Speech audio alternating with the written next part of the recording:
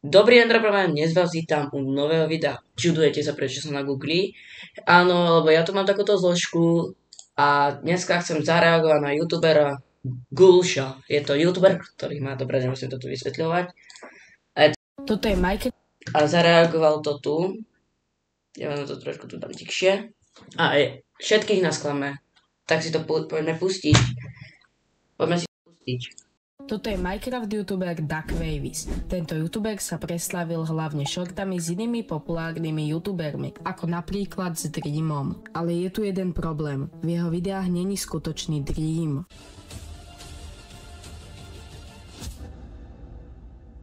Duckwavis začal natáčať Good zeditované video. To je dobré video. Je to dobré video. len nedávno, ale aj tak sa dokázal vyšplhať na extrémne čísla a za necelé 2 roky získal cez 9 miliónov odberateľov a cez 4 miliardy zhliadnutí celkovo. Ako to celé dokázal? Na to sa pozrieme v dnešnom videu. Duckwavis vo svojich videách cheatuje pomocou príkazu _tickrate. Hej, tickrate je to ako... môžete robiť vec. Robil som o tom video, môžete pozrieť. Tu je to. Vďaka tomuto príkazu si dokáže Môžete mne dať odber a jemu dať odber. spomaliť alebo zrýchliť hru. A on si ju spomalí, nahrá tak video a potom to len v editovacom programe zrýchli, aby to vyzeralo ako real. Duckwavis dokonca vo svojich videách aj fejkuje známych youtuberov ako napríklad Dreama. Všetky jeho videá sú fake. Poďme sa pozrieť na jeho videá. Vo všetkých videách pokladá bloky so 100% presnosťou a nikdy neurobí žiadnu chybu. Asi sa pýtate, prečo je to také zlé?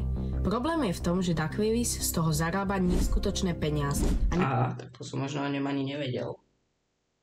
Nemyslím si, že za to, že fejkuje svoje videá, by mal z toho tak extrémne zarábať. Určite veľa ľuďom došlo, že to proste nemôže byť real, ale určite tu sú milióny ľudí, ktorí tomu veria. Duckwavis je pravdepodobne vďaka tomuto milionár a klamár. Poďme sa pozrieť na jeho... No, tak to som ani o ňom nevedel, že je klamár. Ja som ho pozerával, ale už ho možno nepozerám, kvôli tomu, že klame a používa tickrate. Prvý manhunt. V tom videu hneď na začiatku povie, že ho ľudia obvinujú z fejkovania.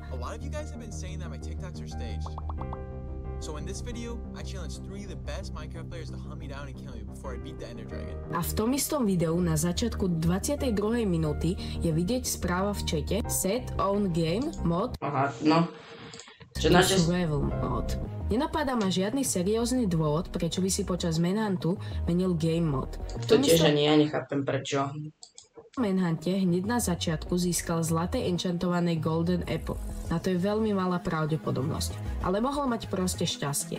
Ale získal tam aj enchantovanú motiku z efficiency 5. Ja som našiel krompač, možno. A to není možné.